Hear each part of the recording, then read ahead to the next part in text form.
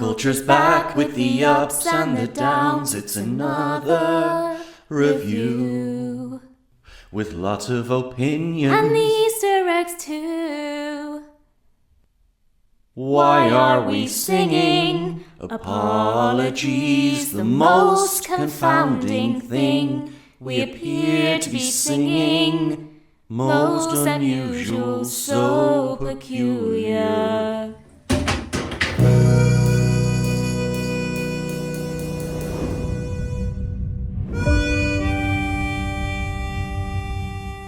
We finally have it. We have our first fully fledged Star Trek musical. Before I do anything else, up for the sheer brassness of doing this and, in my opinion, pulling it off. Doing a musical is not exactly easy. It wasn't exactly a one-take video, you know what I mean? To take something that is so rooted in, for the most part, a sort of a straight telling of sci-fi, and to heighten it like this works. I guess I should say before we really get into it is that with this episode, and don't get me wrong, we will be going into all of the analysis as per usual, but with this episode, I think you either accept that it's going to be a musical or you don't. And whether you liked it or not, that's actually separate of this, because you can accept something is working in musical rules and still not enjoy it. That's totally separate altogether. You know, there is obviously reasons as to why everyone is singing in this episode, but they're not massively important. Yes, they're a plot point, but if you pull on any of the threads, the whole thing unravels, as happens quite a lot in musicals. I suppose I'm doing this as a heads up. If you feel that I'm not addressing, say, the logic of the situation as to why everyone's singing maybe as much as I should, it's because I am treating this review as it's a musical. That's it. It's fine. The Heisenberg compensator is connected to the knee bone's connected to the shin bone, and we're all singing. I'm taking it that way. Now, it's not to say that I don't have downs, but what I will do, so just first of all, the brassness of pulling it off. Well done, everyone in Strange New Worlds. Songwriters Tom Pulse and Kay Hanley. We've got the choreographers Roberto Campanella and Kelly Shaw. And also we've got the other writers, Dana Horgan and of course Bill Wolkoff as well, who all together have crafted this amazing episode. Just to marry those things together, we had a check back on Bill and Dana's careers. Now, from what we can tell, this is their first musical. Up. Like, the fact that they pulled this off on the first go, absolutely amazing. And then again, I suppose just because you know this Up is coming, these are some proper, as they are described later on, proper earworms. So fair play to Tom and Kay for putting this together. Also, Roberto Campanella and Kelly Shaw, the choreographers, up as well. Okay? Just because so much of this is incredible. Right, okay, the story. So, we open up with Uhura, and she's giving the communication officer's log, and, you know, they have encountered a subspace fold in space. To analyze it properly, Spock needs to use pretty much all of the computer space available, so Uhura goes back from being the computer communications officer, tongue twister, to a more manual communications officer, Uhura the switchboard, basically. That's an up, because Celia Rose Gooding just delivers this perfectly. Because also, you have this idea of Celia just hitting buttons, and still staying on top of everything. I struggle with text messages, and Uhura is routing so many calls, both internal and external, throughout the ship as well.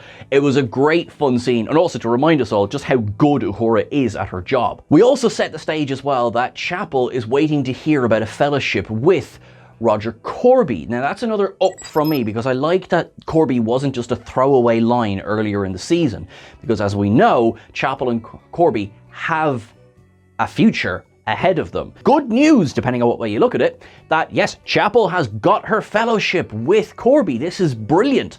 You know, everyone's going to be really happy. Except one pointy-eared hobgoblin, I guess. Down in engineering, Uhura is there now with Spock, and with Pelia, and they're like, how are we going to connect to this fold? What are we going to do? Meanwhile, you've got Pike is on a call with Marie Battelle, learning some first names. Good to get to know characters a bit more. Taken up. They are planning their first vacation together. It's getting serious, folks. It's getting serious. Okay. Again, you have Pike being like, oh, let's talk about this later. You know, my first down of the episode is, Christopher Pike, have you not worked on your communication at this stage? Come on now. Come on. We had whole episodes about this. That kind of sets the scene of, well, again, you know some conflict is coming there, but come on, Pike. Have you not worked in this communication yet? Pelia is the one who comes up with the idea of, you've sent all of these types of communications through the Subspace fold and nothing's happening. What about fundamental harmonics? So, you know, a universal language like music. And it's actually a really good setup. That's an up for me. I really like that because it is universal. You know, music doesn't rely on language to understand it. You don't have to understand the words to get the point of a piece of music. And then Uhura decides to pick something from the Great American Songbook. On this one, right, so we've already been having a bit of fun in the office going, so what song would you send through?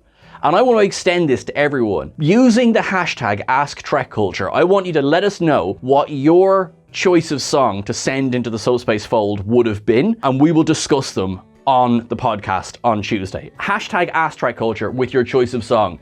I'm not really sure what one I would have put through. I would have said Toxic by Britney Spears, but then Anson Mount was in Crossroads with Britney Spears, so would that be universe breaking?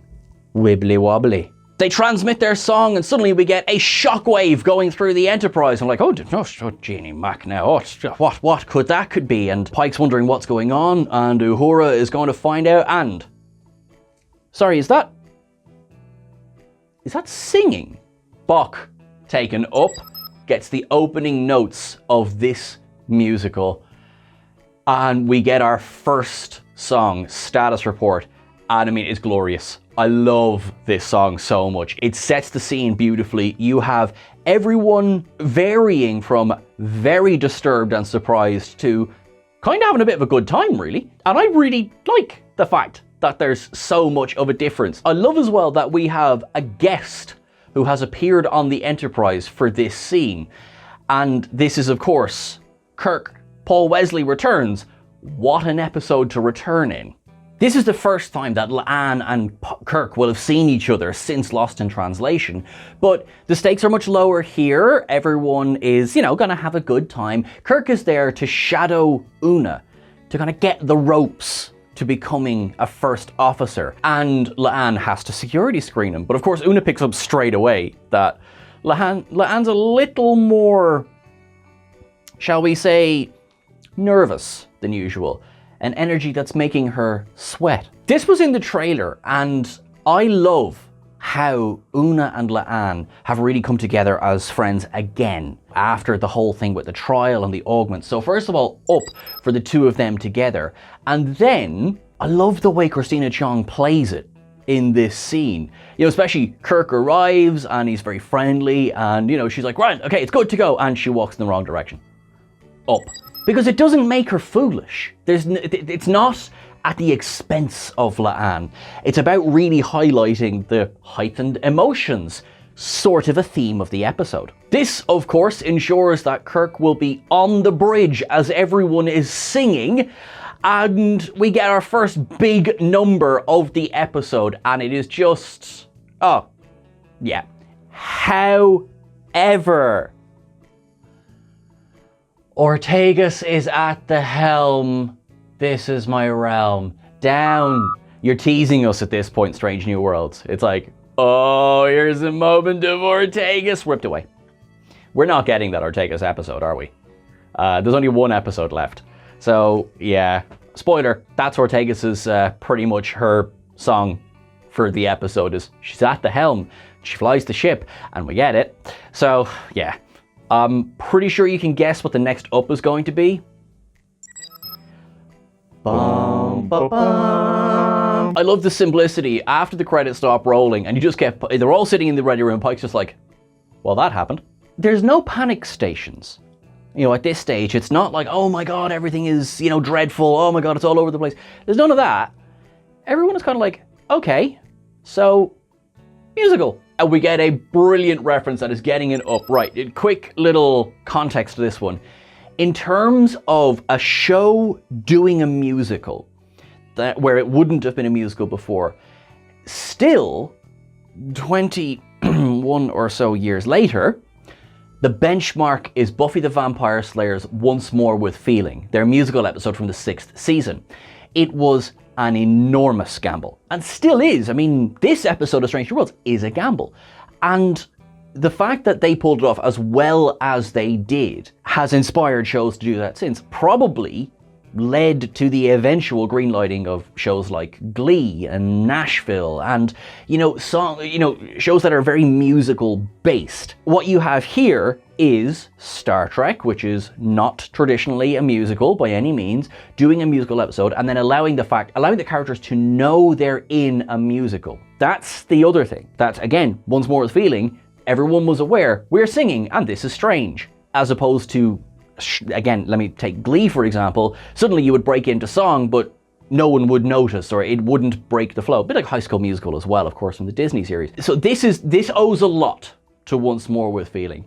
So my first up in relation to Once More with Feeling is the bunnies reference. Now, if you know Buffy the Vampire Slayer, you get the bunnies reference. It's hilarious. It's brilliant. If you don't get Buffy the Vampire Slayer, there's an entire rock song, short, but about how bunnies might be responsible for making everybody sing. And of course, Spock would also, he doesn't expect bunnies, and Benga would also not like to be a bunny. And brilliant. Just so funny because they knew they were going to be compared to Once More with Feeling. So it's sort of hanging a lampshade on it. And I really, really love that. I love as well, sorry, just Kirk going, I thought that was rehearsed until I started singing. Up. We then get our first moment of, well, if we connect the doodad to the what's it, the Heisenberg compensator and everything, sure, don't worry about it. This is Subspace Fold, everyone's singing, we'll flip the switch, it'll all be grand. This leads us to our second piece of music called Connect to Your Truth. And this is, I'll call this the Waltz of the First Officers. And it's Una and it's Kirk. They're sharing notes, Una of course being the more experienced first officer, on what is the best way to lead but also be a part of your crew. And also in some very nice 3/4 rhythm for some dancing. Thank you very much. Don't I sound like I know what I'm talking about? We get our lovely shot in the Jeffries tube. They're connecting all of the pieces, and we get a little bit of stalky Leanne going on as well. It's a great, fun, bouncy tune. So the tune itself gets an up from me. Both performances, actually, Rebecca Romaine gets an up from me, Paul Wesley gets an up from me. It is fun. And everyone is committing to it 110%. And again, they hear the music and they're walking around. It works because it's so ridiculous. We see a few of the male crew members walking by in scants. That's getting an up because justice for the scant, bring back the scant. Love it. I would love to spend so long going through each of the songs in detail, and we will spend longer in the podcast on Tuesday. I just don't have the time today. This song is great fun. If you enjoy a bit of a dance, this is the song, with one other one for you. Now, next up, we see obviously Leanne sees them there, and then she walks away, and we get what I'm going to describe it as the I Want song. I'll give you a tiny bit of a backstory as to that. Back when I was in college, not that long ago, a very good friend of mine, Neil Sharpson, who is an author, please check out his books, and particularly his blog on the Disney animated movies.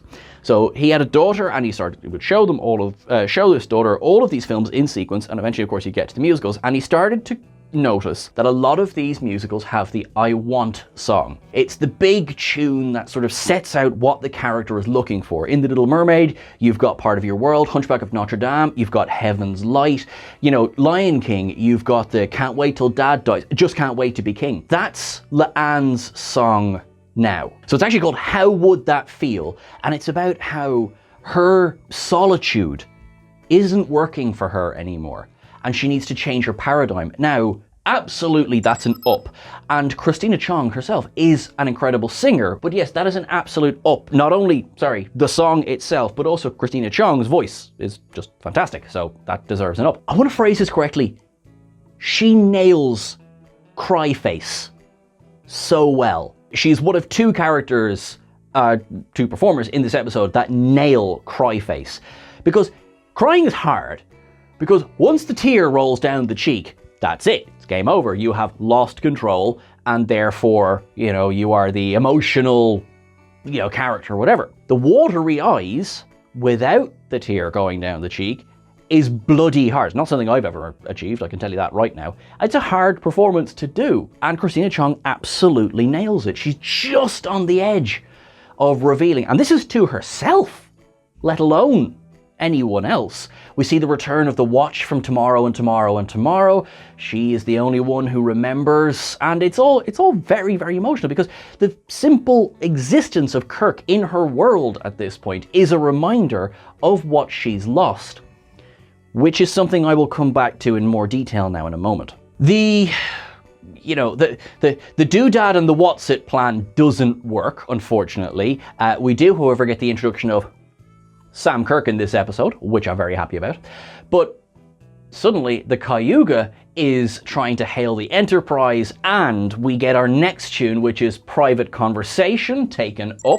This is between Batel and Pike, where we learn Batel's first name, so already upped that one, but still, so good.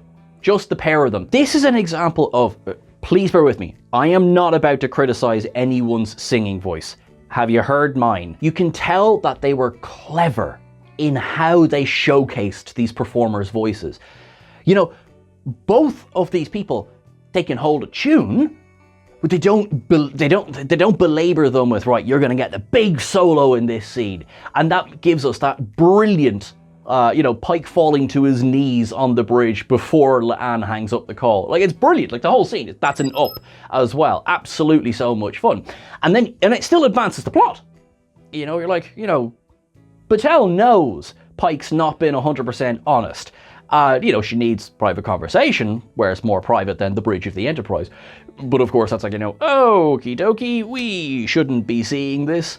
But it also reveals that, so plan A didn't work. So they're going to try plan B, which is, we're going to try and blow up some of the Subspace fold, because that's surely a good idea, right? Doesn't work. And in fact, they beam a small amount of isotopes on board and try a controlled explosion in engineering, and it rocks the ship to the core. So let's not try and blow up some isotopes, yeah? This is all after the revelation that it's not just the Enterprise. We saw it on the Cayuga. We see a list of names of other ships that are affected as well. Admiral April, in a beautiful baritone, tells the Enterprise they've got to get this thing sorted. They should have given us the scene. I would have loved to have seen April doing that. Also, it also bears mention, like, is April the only bloody admiral in the fleet who makes phone calls? Think of the early seasons of Next Generation. Like, how many admirals were shown every couple of weeks? And this seems to be, well, we've April. But we also have April. Sorry, it's not a down or anything. It just bears mentioning. Kirk is working with Leanne on trying to get something fixed if they can, which leads us to my least favorite song of the episode. So that is, it's falling into this category, Keeping Secrets. This is again, let me stress, Christina Chong is brilliant in this song. Rebecca Romaine is brilliant in this song. Not a criticism of anything like the vocals, nothing like that. It's just this is the go for a cup of tea song. I know that sounds so horribly harsh. Please take it with the pinch of salt that it's meant. It's, the beautiful message behind it. I wish I hadn't learned to be so good at keeping secrets. That line itself is an up. But this is Una, who was, of course, the pinnacle of keeping secrets. Hello, Illyrian. Showing Leanne, no, like, keeping secrets doesn't benefit you. And the message of the song is great, but it's all just a little bit awkward. And they're in the ready room, and then she switches off the gravity, which, yes, might be a reference to things like La La Land or just dancing in musicals in general, but it's just all a little, yeah. So that's why it's in that camp for me, I'm afraid. I'm gonna get hell for that one. We rather rapidly discover that, yes, as I said, blowing up the isotopes, not a good idea. And not only that, but they discover that by destroying the isotopes, every isotope connected to it will explode. Basically, goodbye Federation. And wouldn't you know it, those pesky old Klingons are back again. And we have got the first of two outstanding scenes with the Klingons. But the first one, up, General Garkog has sent a message, and he is not happy that they have been, hit by this implausibility reality, and they are coming to destroy it, and no one had better get in their way. And yet that's all great and all, but I was distracted by the fact that, drum roll please, did you know who was under that makeup? It's our favourite Enar. Bruce Horak returns to Strange New Worlds as General Garkog of that Klingon ship, and I am delighted. Up that we have General Garkog, up that Bruce Horak is in it, up that he's got an eye patch. Just like, why not? He's brilliant. Oh my god, absolutely love it so much. And of course, Klingons being Klingons, they're going to lead with their disruptors and their torpedoes, which is of course going to kill everyone. Yes, it comes to emergency plan. We've got to stop the Klingons. How are we going to do that? Nobody really knows. Let's take out their disruptors. Who knows? We'll fire out your torpedo bays. Okay. Oh, you got to watch out for those aft torpedoes as well. Boom, stick around for the cetacean observations. This side over here, the eagle-eyed among you might be like, they said Katinga class battle cruiser, which as we know wasn't introduced until Star Trek the Motion Picture, and there's reasons behind the scenes for that because filming the D7 model was too smooth for film. Right, okay, so I don't care. We are watching, at this stage, we are watching a prequel series, as we know, that, thanks to episodes like Tomorrow and Tomorrow and Tomorrow, we know has been affected by changes in the timeline. Biggest example, of course, being Khan. So, at this stage, if there are things that don't fit in with the established continuity of time, that, for me personally, has stopped being an issue. It is because we know there's differences. We know things have changed. Okay, the Katinga has come into service much earlier than we expected it to. Pike and Kirk, so the details of their meeting has changed. Like in the menagerie, Kirk says, oh, I met him once when he was promoted to fleet captain. So we got the scene of Pike as fleet captain, and it's a big nod to it, but of course Kirk is back, spends a bit of time with Pike this episode. So you can imagine now that version of the menagerie would be like, I met him when he was fleet captain. And remember when everyone sang all those songs on the Enterprise? That was a good day, wasn't it? Yeah, Spock, you remember that too? We are now living in what is an altered history. So it's a prequel that's been affected by changes in the timelines of the sequel. Are you with me? So yeah, so things like the Katinga appearing early, no longer an issue for me. Let us know your thoughts on that. Actually, that's another one for Ask TrekCulture or for the pod. I'd love to know your thoughts. Are you still like, there's differences, there's changes, or have you kind of gone with it now as well this season? Uhura and Spock stumbled upon this great idea of study the songs themselves. What is it about the songs that is, or what is it about, what's causing them? And Uhura posits that it's states of high emotion, which is perfect timing because they find themselves at the mess hall and they realize there's Chapel drinking champagne with, no, I will not stop doing that, and Ortegas as well. Spock realizes that, having seen that she got a message from Corby earlier on, was like, oh, I presume you must be toasting good news, which leaves me confused as to why you chose not to inform me. And Chapel goes, Spock, can we talk about this later? Fair. And then he goes, I was merely curious. Was it deliberate or was it an oversight? And then we get what is, as of the recording of this is my favorite tune.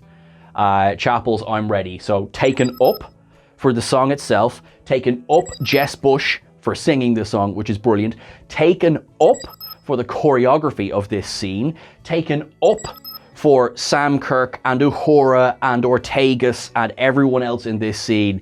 This is a brilliant set piece. And also taken up Ethan Peck, because he has to play the straight character in this one. spoiler, not spoiler, I mentioned someone else who was very good at doing cry face. Ethan Peck, will be back to you in a moment. This scene, everything, I love everything about this scene. There's one thing I don't love, is that this scene paints Chapel as so cruel. Not the fact that she would go and do the fellowship, of course, you know, she's absolutely every right to go and do that and pursue her career. It's that, it's one thing, you know, the nature of the singing means we can't control the way we're releasing our emotions. It becomes a plot point. But, you know, immediately after the song, when Spock leaves the room, and then she doesn't approach him for the rest of the episode. I really hope we do get a scene next week, because this all feels very unfinished, as I presume it was meant to.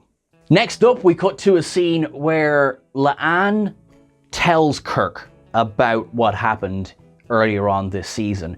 Logically, it makes a lot of sense to tell him. So that's an up from me. And then you're going to go, Seán, but I thought we weren't looking at the logic here. And then I'm following the rules of musicals. Everything can change whenever you want. She does. She confesses everything that happened. And it's really important. There's a point I really want to make here, is that this scene really displays the fact that La'an, of course, is grieving the loss of Kirk, but she's grieving all of the possibility that she feels she has lost because of that. How she herself felt safer, felt more open, felt seen. And for me, I think it's a very important difference, because it's not like the, you know, the sparkly vampire, it's so important to have a boyfriend version of grief. It's not that at all. It's that she saw that she has that capability inside her, and she has that freedom inside her, and he was, if you like, a conduit to explore that. And suddenly that conduit was broken down in front of her, and she feels that she's gone back to the way she was. And I think that's a really important exploration. Both Christina Chong and Paul Wesley in this scene, taken up for each of them. They play it so well, because Kirk is so respectful in how he answers La'an as well, and says, look, I'd be lying if I didn't feel the connection. But he really stresses that why they, at least at present, cannot pursue this. Up, because Carol, Marcus, is someone with whom he is with. She's on Starbase 1. He thinks that they would like each other, and there's, you know, they definitely can't explore anything, because Carol is currently pregnant with, although we don't hear his name, clearly David, taken up as well. Well done episode, mashing all these storylines together. The way they play the scene, it's crucially important that they know each other's truth. Although La'an it's not the answer she was hoping she would get. I believe that we will come to see this scene, and the way that Christina plays this, we will come to see the scene as the weight off her shoulders scene, because it's said she is able to, at least in this respect, stop keeping secrets. So, up. Uhura goes to find Spock. Ethan Peck, up. Cryface, what did I tell you? He manages to absolutely walk that line, because Spock, of course, at this stage, we're quite used to Spock being emotional in this iteration. And here he is desperately trying to withhold those emotions. And you really get it. You really get it. It's such a good, strong scene.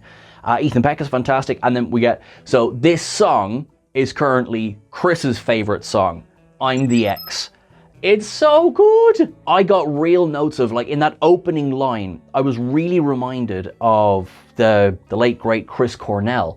His voice there I thought was very similar. Ethan Peck's voice was very similar to his in this scene. And in a very Spock way, this might as well be a power ballad. The way that he delivers all of the emotion inside. It's also got one of the best lines.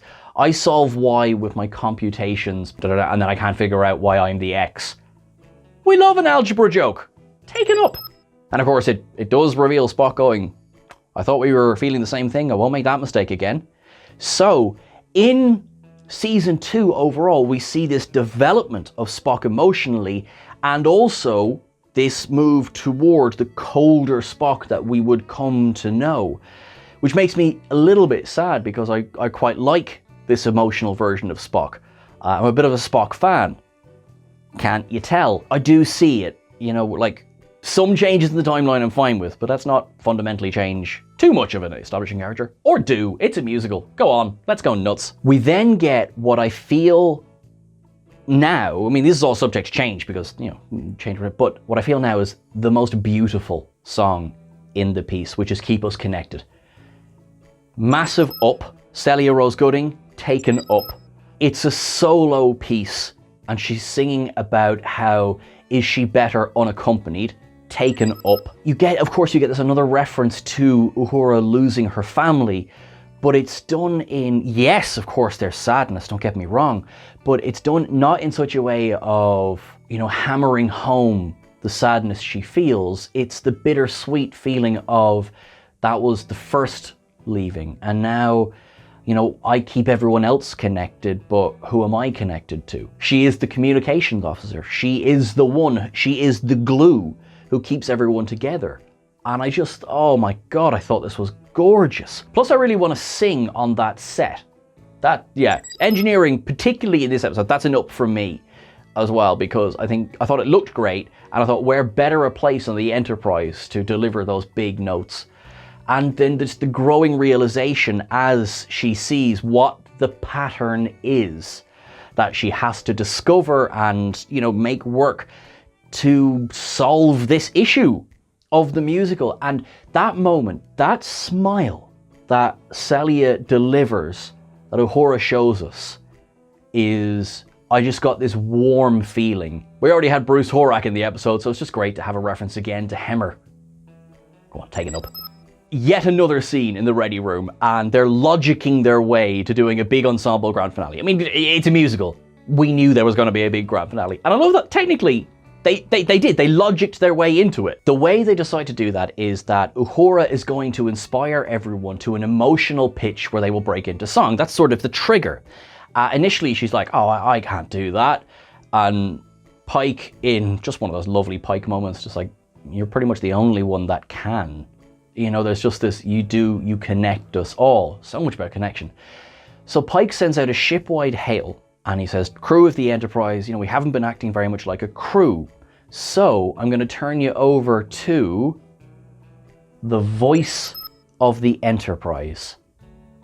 And when I say that this got me right in the heart, this, for me, and this was a difficult choice this week, this was my Latinum up of the week. Voice of the Enterprise. What better description for Uhura? Now, in terms of historical voice, of course, love Majel Barrett's voice, love Alex Kapp's voice, but metaphorically, thematically, Uhura as the communications officer is this voice, a beautiful inclusion.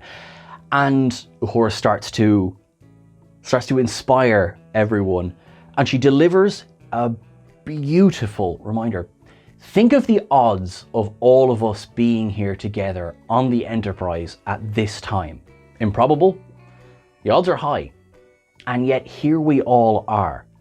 And just before we burst into song, that's something I just want to make sure that everyone feels that. What are the odds that we're all here together on this spinning ball at the same time? And, we're all getting to watch this musical together at the same time. This 57 years Star Trek has taken to do this, and we all get to watch it. And I'm sorry, that, for me, I'm taking that line of what are the odds, that is a whopper of an up this week. Now, and then we get our big final song, We Are One. And it's great because you see it build, and it builds, and it builds. We get Uhura sings, we get down in engineering, we get Pelia, La'an, and Spock. We got on the bridge, we've got Kirk, we've got Una, we've got Chapel, we've got Mbenga, who I haven't even had nearly enough time to go into his facial just expressions this week because he does not sing. And it builds, and it builds, and it builds, and then you've got me. This is a proper like hairspray-esque finale. Pike says, like, hail the Klingons, and you see you've got General Gark struggling with his dishonor, and Klingon K-pop? Take it up? You kidding me? Klingon K-pop. Why not? This scene is ludicrous, and actually it had to be. So for the next bit, a big thank you to Mick Jost of Cinema Blend, who had a chance to sit down with the director of the episode, Dermot Downs, and specifically asked him about this scene. And Dermot said that they knew that there were people going to look at this episode and go, are we jumping the shark here? And he got the script himself at the beginning and went, are we jumping the shark? There's 10 songs, are we jumping the shark here? And then they went, when you get to this big finale, it's basically go hard or go home.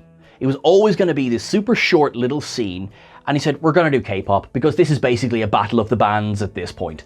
Do the ridiculous, do the silly, and commit to the bit, which is what they did. And I am sure this is going to be polarizing. And if you hated this, that is entirely your right, okay? No problem at all. I thought it was just like, at this stage of the episode, Klingons doing K-pop, of course. Why not? And of course, just like the fact that Hemmer doing K-pop as well, and the dancers in the background. Also, I've got my feelings out about the lack of smooth-headed Klingons or Discovery Klingons. So it seems like everyone in the fleet are these Klingons now. That's fine. That's not my issue. I got my issue about that last week with Under the Cloak of War. So I'm putting that under the look. The Katinga's there earlier. The only thing that I really, really want with these bumpy-headed Klingons is don't undo Trials and Tribulations. I need that scene of the DS9 crew looking at Worf going, they are Klingons, and it is a long story. This scene has everything. You've got dancing red shirts in the hallway, because of course you do. You've got the Kirk boys on the bridge, which I think is great. You got Paul Wesley, singing about credit where credit is due. If I become captain, it's thanks to you. Then you got the La'an, Pelia, and Spock, the way they're stood. It's I got like Bohemian Rhapsody, that famous image from that. And I love the fact when they all get to the bridge and they say, this is part of our prime directive, and it just cuts to Spock going, well, not exactly. Taken up. Oh, it was just so good. And they hit the frequency they need. Boom! The subspace fold is gone, not before we get that amazing shot of the Enterprise encircled by 3 Katinga-class battlecruisers. Taken up. There was a quick question I had, it's like, where did those Klingons go? Did they blow them up? But they did include the line of, hail the Klingons, we have some fences to mend. So either they just destroyed 3 Klingon battlecruisers and they need to mend some fences, or they just got pushed forward by the shockwave. It's all good. We get a beautiful rendition there at the very end of almost the entire Alexander Courage theme from the original series, taken up. And we have then a quick, everything's kind of cooled down, we have a quick scene between La'an and Una where La'an says, yeah, I told him the truth and it went badly, but I'm glad I did it. And that is, again, it sort of caps off that whole character journey. We then get what is shown as quite a light scene between Pike and Batel that I think is one of the most ominous scenes of the season. And you're like, Seán, they're having Julia Child's Beth Bourguignon. So they're talking about how, okay, we understand each other better now, and look, that vacation idea wasn't great, and we'll do something else. And Batel kind of gently goes, well, we have more time to plan it because I've just been given a priority 1 mission. Next week's episode's called Hegemony, and we know from the trailer that Batel's on a planet that the Gorn attack. Did they just put a massive target on Batel's chest? Because this feels a little bit like, we're going to plan a vacation, baby, then we're going to sail around the world on a ship called the Live Forever. If I think about it for a second, I'm gonna give one little down here, which is, it's a bit of a lack of a variety of genres. Bear with me. Okay, so we're going to go back to the description or the comparison to Buffy's Once More with Feeling, which is, as I said, a completely clear inspiration on this episode. In that, you got your big Broadway numbers, and then you also got songs like James Marsters' Spike, Let Me Rest in Peace. Then you had the blues track of What You Feel, things like that. And here, it all seems to be in quite the same genre. I think maybe Chapel's song is probably the most different. You had moments where Anson Mount looked like he was going to break out to some sort of rock ballad. Also, I will defend the Kling Pop song to the ground because that's the kind of variety I'm talking about. That's a little thing for me that I thought they could have maybe done a few different sounds in the music. Or a few more different, I should say. But also, I mean, it's a small town. Look at the number of ups we've got going on here. I mean, yeah, chill when it comes to the number of downs. Also, there seems to be opinions online about the Kling Pop scene. I love the Kling Pop, and I absolutely love Bruce Horak doing his dance in that scene. Just, yes. Just, can I give it another up? To end on a slightly more positive note, at the end, Uhura is asked by the captain to start patching through some communications to send their findings off to any non-Federation ships, and she just kind of gently hums away to herself, and the whole bridge just freezes and stares at her. And she goes, oh, sorry, earworm. Brilliant. Up. Folks, before I run out of breath, will you join me at Cetacean Observations?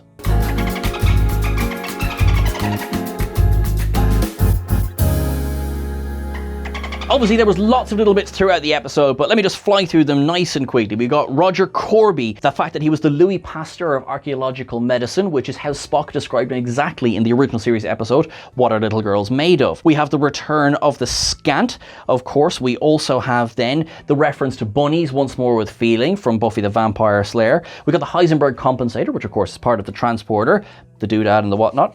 The Jeffries tube makes a lovely return. I love those designs, absolutely. Another Scant. We get the reference to Gilbert and Sullivan, which of course is a callback to Q&A. That board that shows the names of different ships. We have the Lexington, we have the planet Forcus, we have the Farragut, of course, we have Harlach, we've got Magellan from last season, Gamatori. We also have the Congo, which is, if we go back to the episode where they were wearing their badges of Memorial Day, Spock's old ship. We have a reference to singing Klingons, which of course is just, well, we know Klingons have been singing opera forever. There's a funny scene when Chapel is singing her song. The waiter who hands her a drink seems to be wearing the gravity boots from Star Trek VI, The Undiscovered Country. We also see a smiling Tellarite, which I nearly fell down with shock for. We have the Katinga class battlecruiser, and specifically we get the reference to firing aft torpedoes, which we know had absolutely no effect on the V'ger cloud. Of course, reference to Carol Marcus, to David Marcus. We get a shout out to Hemmer. We get red shirts dancing. Red shirts have been the backup of everything since 1966, so it's just nice to see them there. We get what is possibly the first chronological mention of a mek'leth, which is, of course, the sword that Worf made famous in Way of the Warrior and Star Trek First Contact, but also General Garkog talks about how they, the Federation will suffer at the edges of their mek'leths in their K-pop ballad. We get the full TOS theme, and then, okay, so this isn't exactly an Easter egg itself, but the music editor for this episode was Matt Decker, and I choose to believe that that's a reference. It's not, but still.